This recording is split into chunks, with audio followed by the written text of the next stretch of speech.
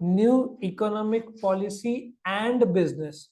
ये क्वेश्चन आपका 11th economics के 9th chapter economic policy of India since I think 1991 के साथ मेल खाता है।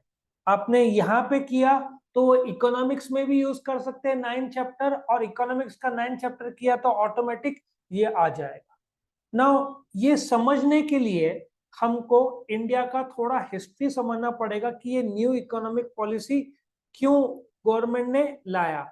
ये 24 जुलाई 1991 को लाया था गवर्नमेंट ने। व्हेन आई से गवर्नमेंट, इसमें दो प्लेयर्स थे। कौन थे? उस समय के जो प्राइम मिनिस्टर थे वो कौन थे?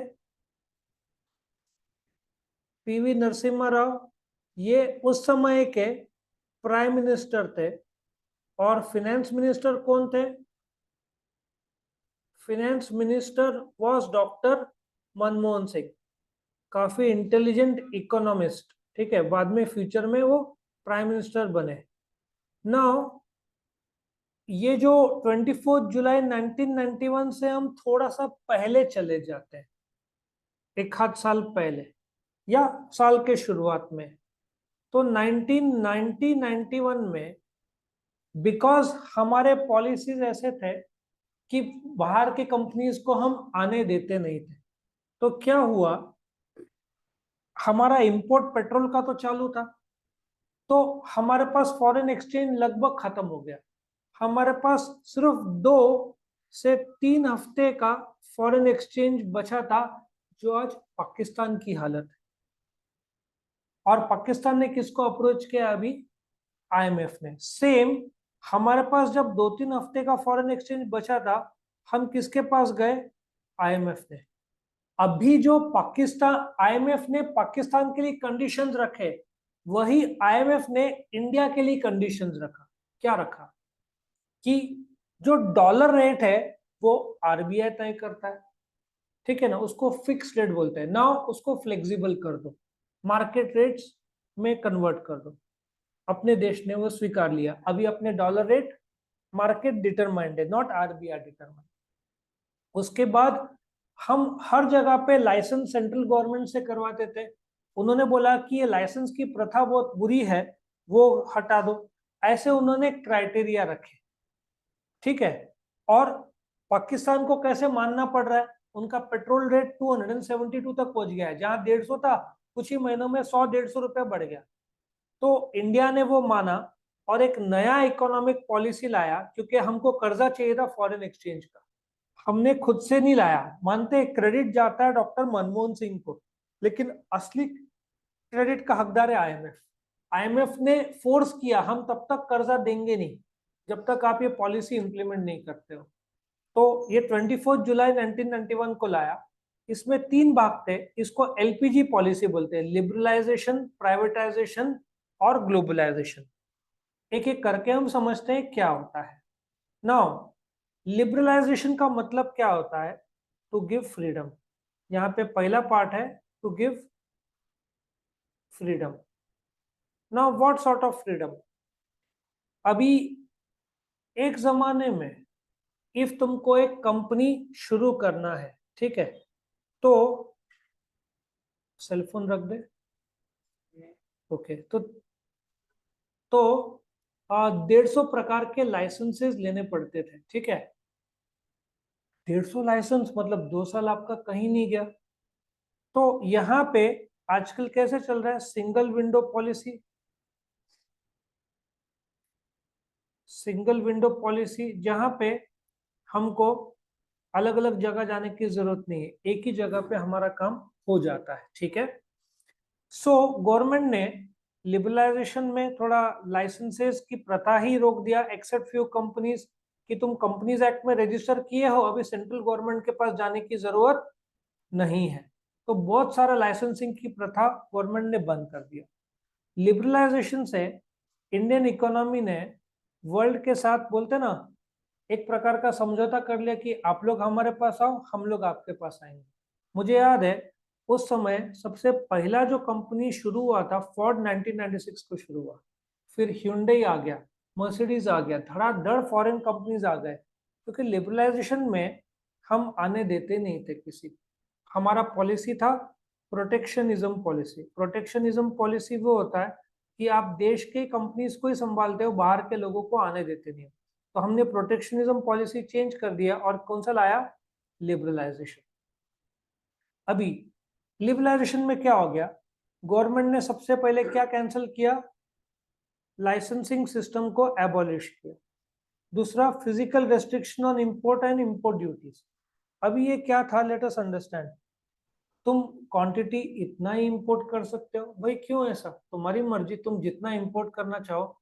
सो जो है ना, एक क्वांटिटी बेस्ड एडवांस लाइसेंस है, कुछ चीजें गवर्नमेंट ने बंद कर दिया कि तुम इंपोर्ट में क्वांटिटी तुमको जितना चाहिए इंपोर्ट करो। फॉर्मेशन ऑफ फाइनेंशियल सिस्टम, याद होगा सेबी, तुम्हारा स्कैम 92 था ना, तो सेबी आ गया। टैक्सेशन रेट्स गवर्नमेंट ने कम किए, उस समय तो नहीं, एक समय अपना टैक्सेशन रेट वाज 97.5%। 100 रुपए कमाओ, 97.5 गवर्नमेंट को दे दो, कुछ साल 20-30 साल पहले। कौन फिर व्हाइट में दिखाएगा, सब ब्लैक में दिखाएगा ना। 100 रुपया तुम्हारा पॉकेट मनी, 97.5 में ले लेता हूँ, तो तुम खर्चा कितना करोगे, 2.5 रुपया। ये अपने देश की हालत थी बहुत साल पहले। फॉरेन एक्सचेंज पे कंट्रोल छोड़ दो, मतलब आरबीआई से, आरबीआई पहले कंट्रोल करता था, अब क्या हो गया, मार्केट डिटरमाइंड हो गया।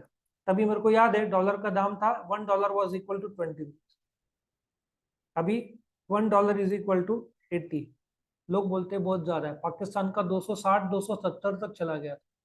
$1, 1 Pakistan rupee is equal to 270, one US dollar is equal to 270 Pakistan rupee. Industrial sickness, इसके लिए गवर्नमेंट ने board for industrial and financial reconstruction का सेटअप किया, जिसपे बीमार कंपनीज के लिए क्या सोल्यूशन लाया जाए वो देखा। बिजनेस एक्टिविटीज में फ्रीडम लाया, फॉरेन इन्वेस्टमेंट आने दिया। फॉरेन इन्वेस्टमेंट तभी कुछ 250-300 करोड़ आता था, अभी सडनली 2 लाख करोड़ 10 साल में पहुंच गया, 2 लाख करोड़ 10 साल में। फॉरेन कंपनीज आए, 1000 5-5 हजार करोड़ आ गया। Freedom of fixing price of goods and services, मुझे एक समझ में नहीं आता था गवर्नमेंट का और आरबीआई का भी तभी, कि सेविंग अकाउंट का रेट आरबीआई तय करता था, रेट ऑफ इंटरेस्ट आरबीआई कौन होता है तय करने वाला, लेट द बैंक्स डिसाइड ना। अभी कंट्रोल छोड़ दिया आरबीआई ने, अभी जो बैंक को जितना सेविंग रेट देना है वो दो, कोई रेस्ट्रिक्शन नहीं है, ठीक है ना। सो बहुत जगह पे प्राइसिंग ऑफ गुड्स आज भी कुछ जगह पे गवर्नमेंट रेस्ट्रिक्टेड है। तुमने ये सुना है, हार्ट सर्जरी में एक स्टेंट आता है, मशीन आती है, सुना है, pace, very good, pacemaker. कितने का आता है पेस मेकर, कितने का आता था, अमेरिकन कंपनी का दबदबा। तुम जाओ पेस मेकर के लिए, some American companies would have told you 10 lakh rupees.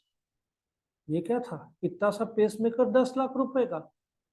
अभी नया कायदा लाया government of India, pacemaker रखना है ना बेचो, अपर सर्किट इज 50,000 रुपीज। अभी पेस मेकर का अपर सर्किट गवर्नमेंट ने तय कर दिया। तुम्हारा क्रोसिन एनासिन डिस्प्रिन पता है ना, उसका भी प्राइस डिटरमाइन रहता है। जहां तक मेरा नॉलेज है, 1 रुपया टैबलेट के ऊपर रखने से। कुछ दवाइयों में गवर्नमेंट का अपर सर्किट है, तो जब गवर्नमेंट ने 50,000 का पेस मेकर का प्राइस रखा तो बहुत दुखी होकर कंपनी छोड़ के चले गए। और मेरे हिसाब से गवर्नमेंट ने बहुत अच्छा किया। बनाने का कॉस्ट कितना होगा, 50,000, लाख रुपया, बेच रहे कितने में, 10 लाख रुपया। दवाइयाँ, एक बात बताता हूँ, जो 1200-1400 के कोविड वैक्सीन बेचते थे, ठीक है, जब कोविड खत्म हुआ तो वैक्सीन कितने में बेच रहे थे, 200-300, तभी 1400 या 1200, फिर 300, 900 एक झटके में कम कैसे हो गया। मतलब they were manufacturing at a cost of 100-200 rupees, they were selling at 6 times the cost, 6 times the cost. तो ये बहुत जरूरी है कुछ जगह पे गवर्नमेंट का दखल अंदाजी। अभी भी कुछ तुम्हारे कैंसर के injection will cost you 40,000 rupees per injection, 40,000 रुपया। तो धीरे धीरे गवर्नमेंट सबको बोलते ना, कायदे ला रहा है कि भाई ये दवाई का कॉस्ट इसके ऊपर नहीं है, तो ये लोग मनमानी करते हैं, ये लोग के ऊपर है ना भाई।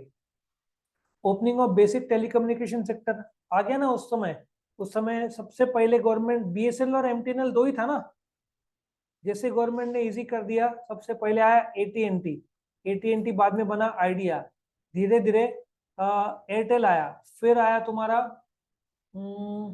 वोडाफोन, फिर आया जियो, और फिर छोटे मोटे बहुत सारे प्लेयर्स आ गए। और जब जियो ने फ्री लॉन्च किया, अभी कितने बचे? जियो, एयरटेल, वो आइडिया, वोडाफोन, या आइडिया तो अभी हट गया, आइडिया नाम है ना अभी, आइडिया वोडाफोन भी नाम कर दिया उन्होंने, और बीएसएनएल, बीएसएनएल तो कुछ खास है ही नहीं, क्योंकि अभी तो 4G चला रहा है वो, और 5G आ गया अभी, राइट। सो ये था लिबरलाइजेशन जो नया एजुकेशन पॉलिसी में। प्राइवेटाइजेशन क्या होता है कि अभी देखो, एचएएल ले लो, एचएएल कंपनी में गवर्नमेंट के शेयर्स था 100%। जहां तक मेरा नॉलेज है, एचएएल नासिक का जो ओजर है वहां पे सुखोई इसका सर्विसिंग करता है, और कुछ प्लेन्स विद रशियन टाइप बनाता भी है। तो गवर्नमेंट ने इसका आई थिंक 5 से 10% पब्लिक को बेच दिया। सो प्राइवेटाइजेशन में जहां पे गवर्नमेंट का, पब्लिक सेक्टर में गवर्नमेंट के शेयर्स है, let us take example of Maruti, Maruti में गवर्नमेंट के शेयर्स थे, तो गवर्नमेंट ने क्या कर दिया, वो सारे शेयर्स पब्लिक को बेच दिए। ये जो पब्लिक को बेचने को क्या बोलते हैं? डिसइन्वेस्टमेंट। तो इसको प्राइवेटाइजेशन बोलते हैं। अभी एयर इंडिया गवर्नमेंट का था, 2 लाख करोड़ का घाटा किया, अभी किसने खरीदा? टाटास। टाटास ने आते ही 1 साल के अंदर कितने का डील किया? वर्ल्ड का सबसे बड़ा एरोप्लेन डील किया ना। कितने प्लेन्स खरीदे? 450 प्लेन्स खरीदे, एयरबस से आधे और बोइंग से आधा। और ये डील 5 से 6 लाख करोड़ का है। एक प्लेन का कॉस्ट है 1200 करोड़। तुमको एक लाइव डेमो अभी का देता हूँ। इंडिया में पैसेंजर जेट्स कितने हैं? कुछ साल पहले 550 थे, आज कितने हैं पैसेंजर जेट्स? 700। यूएसए में पैसेंजर जेट्स कितने हैं? 5000।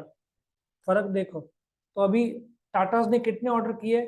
450। मतलब अभी अपना यहाँ पे इक्वल होते जाए, और एक प्लेन का कॉस्ट है करीबन 1200 करोड़ रुपया। ये किसने इंक किया डील? टाटास ने। अब विस्तारा नाम है ना, विस्तारा, वो चेंज होके एयर इंडिया हो जाएगा जब पूरा का पूरा मर्ज हो जाएगा। सो बोलने का तात्पर्य है कि प्राइवेटाइजेशन में जैसे ही गवर्नमेंट का रोल हटता है, प्राइवेट सेक्टर फटाफट उसको आगे बढ़ा देता है, ठीक है ना। सो प्राइवेटाइजेशन में या तो मैनेजमेंट या तो पूरा का पूरा शेयर्स किसके पास दे दिया? प्राइवेट को दे दिया।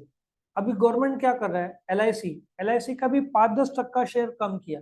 धीरे धीरे शेयर्स जो पब्लिक सेक्टर कंपनीज में वो कम कर रहा है, पब्लिक को बेच रहा है, और गवर्नमेंट देश चला रहा है, कंपनीज नहीं। तो इसको प्राइवेटाइजेशन बोलते हैं।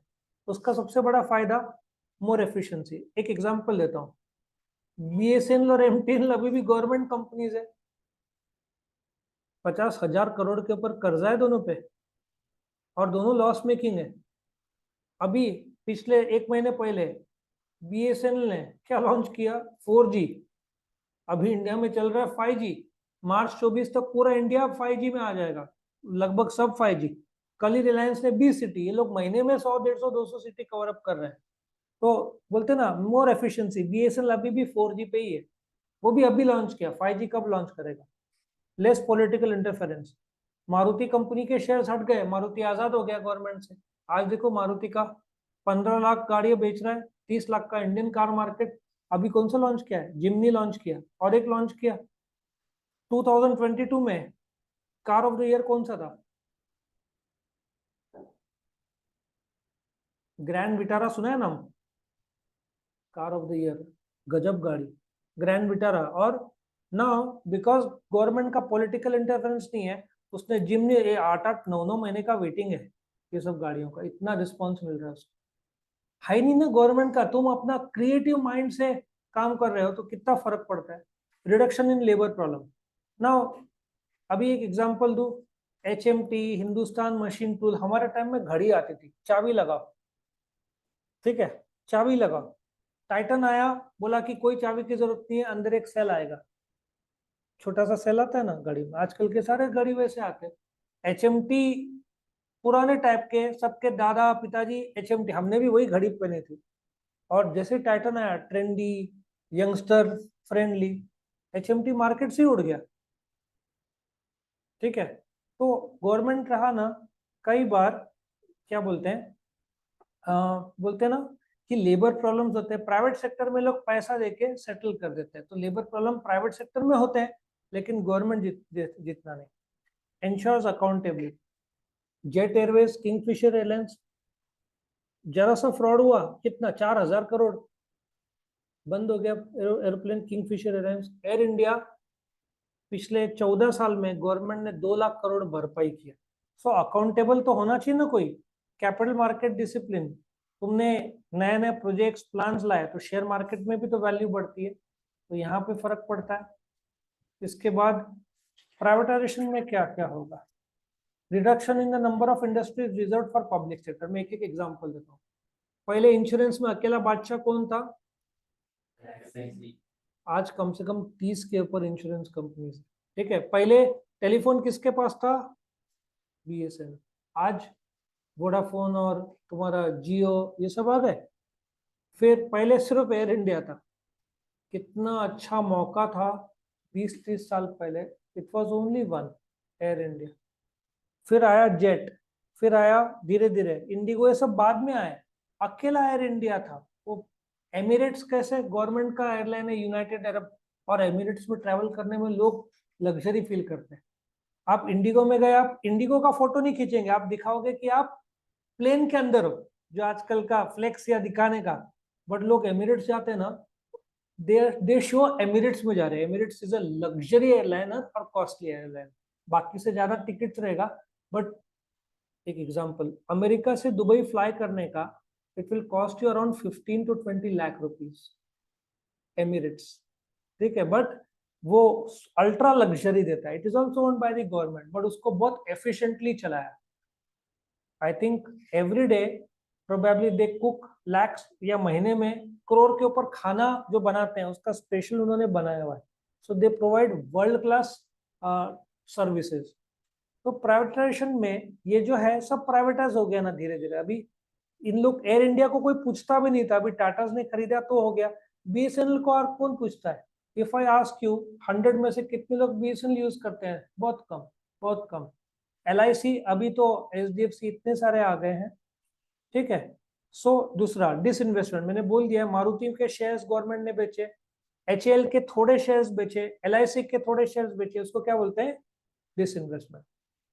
Improvement in performance through MOU system.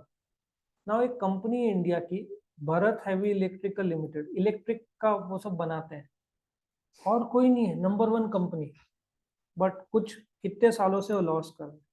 वही प्राइवेट सेक्टर में आ गए तो इसका वैल्यू करोड़ों रुपए से बढ़ जाएगा। आज वंदे एक्सप्रेस सुना है ना, वंदे मेट्रो भी आ रहा है, 11th वंदे मध्य प्रदेश में आ रहा है। कितने सारे अपॉर्चुनिटीज है कंटेनर्स बनाने का, सब भेल के पास कैपेसिटी है, बट लॉस मेकिंग, इसको चला ही नहीं रहे मजबूती से।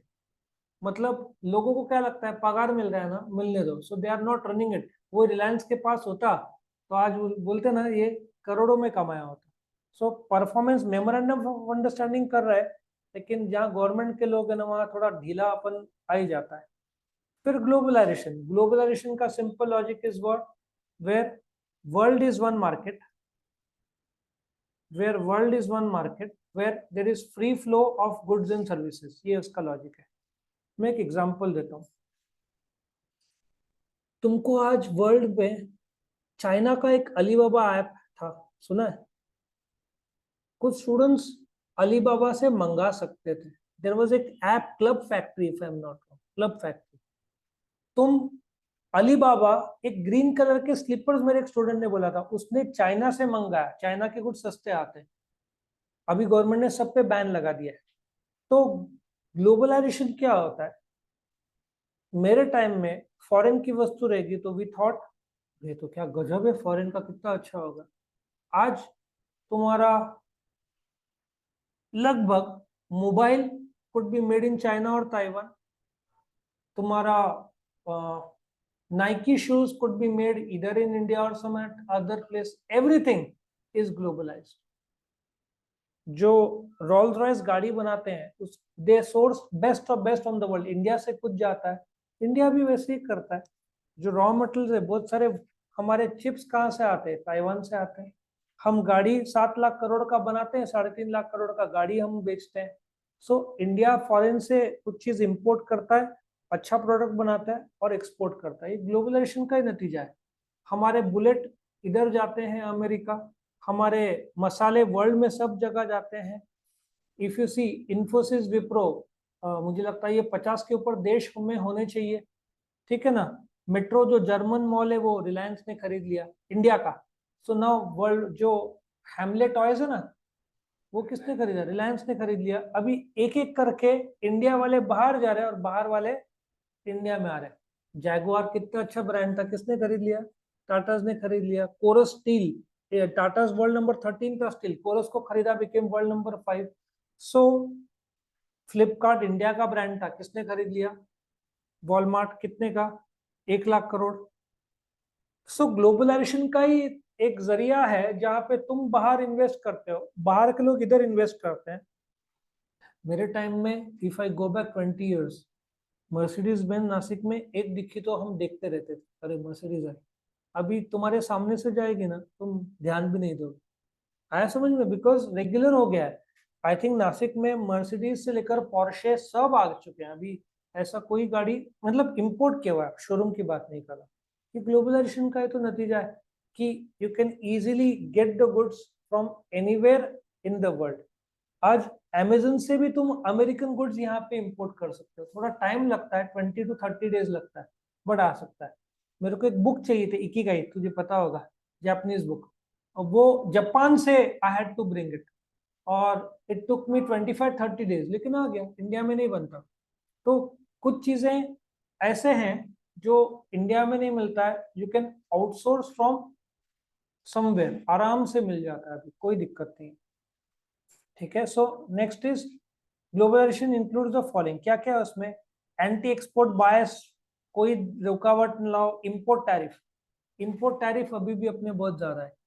एक नवी कार का कितना टैक्स लगता है? 1 करोड़ की कार है तो उस पर टैक्स कितना है?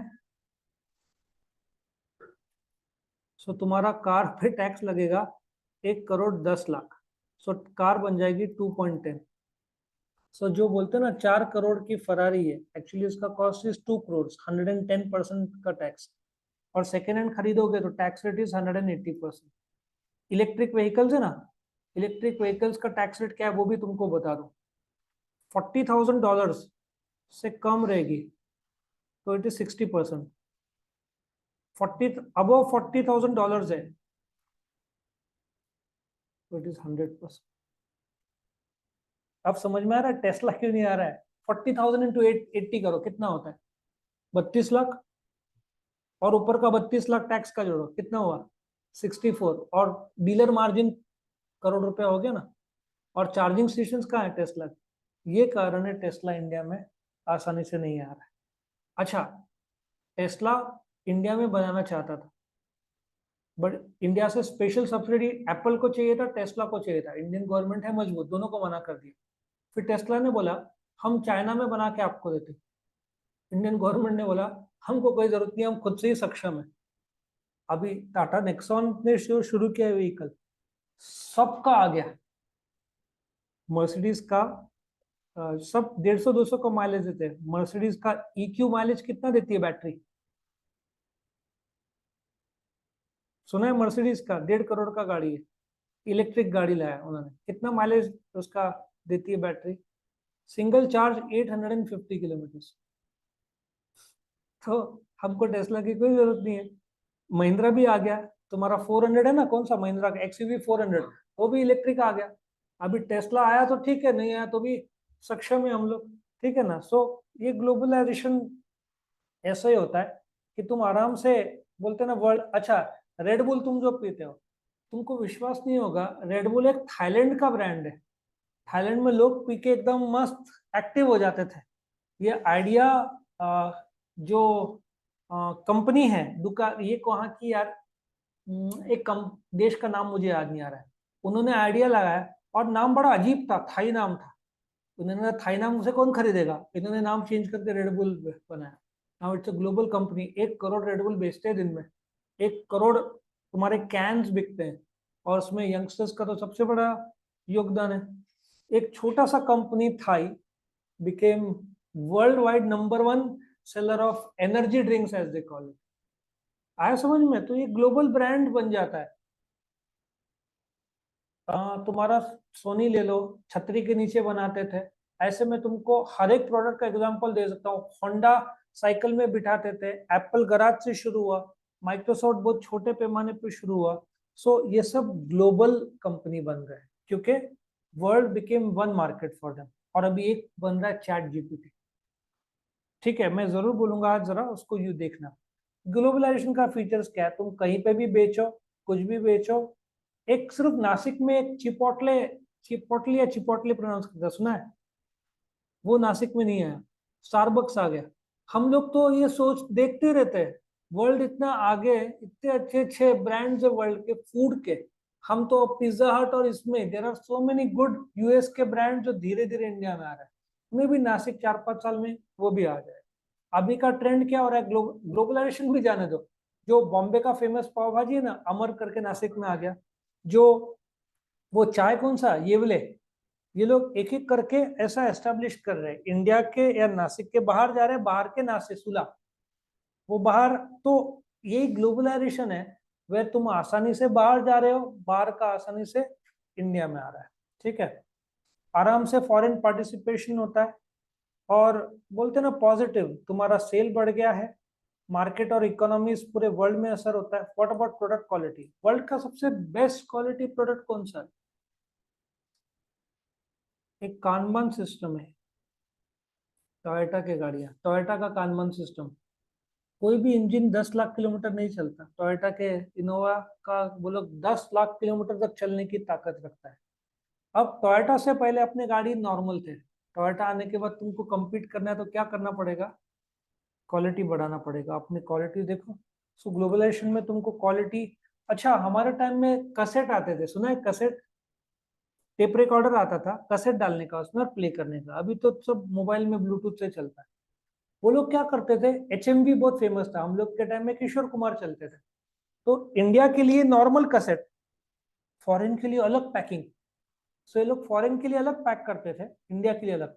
अच्छा, आज से 15 साल पहले, पहले BMW लॉन्च करता था और 6-8 महीने बाद इंडिया में आता था।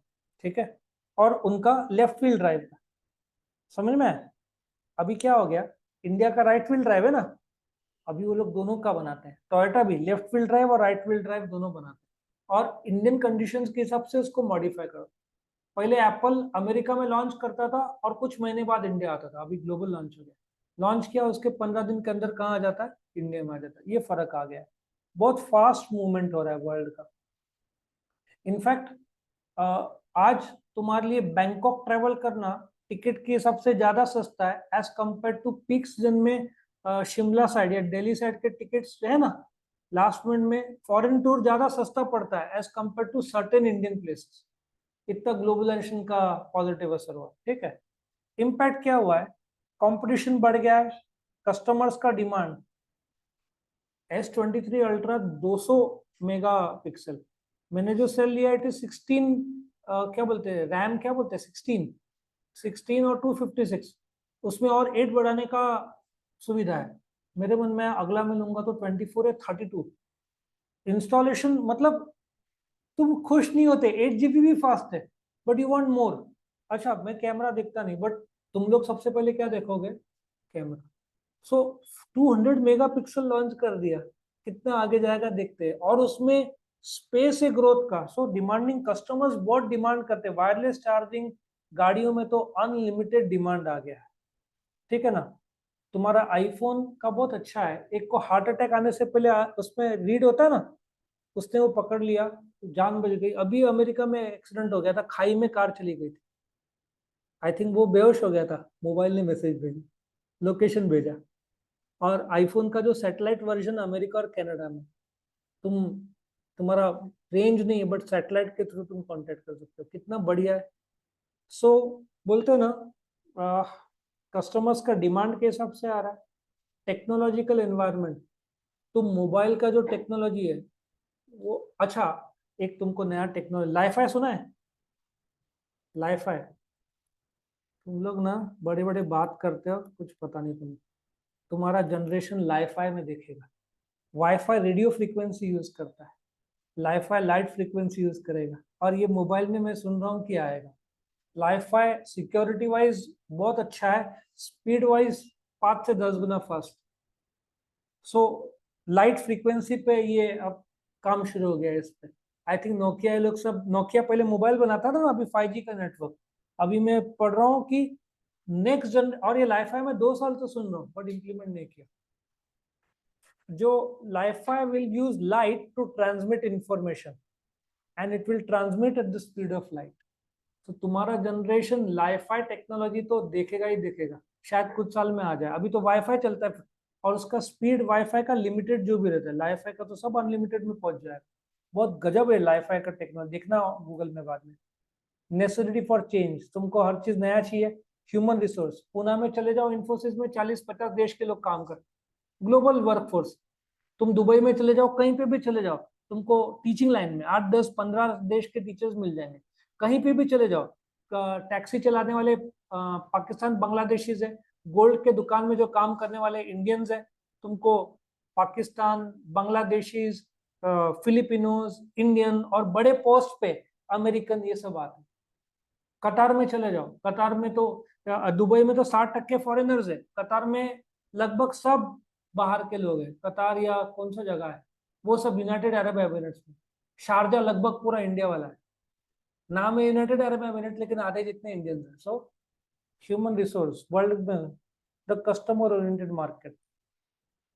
एक नया जनरेशन आएगा जहाँ पे, इंडिया में नहीं दिख रहा है मुझे अभी, जो इंडिया में जीन्स के जो साइज रहते हैं, ठीक है, इट इज 30, 32, 34, 36, 38, 33 नंबर का नहीं है, ठीक है, अनलेस वो फ्लेक्स ट्राउजर हो, ठीक है।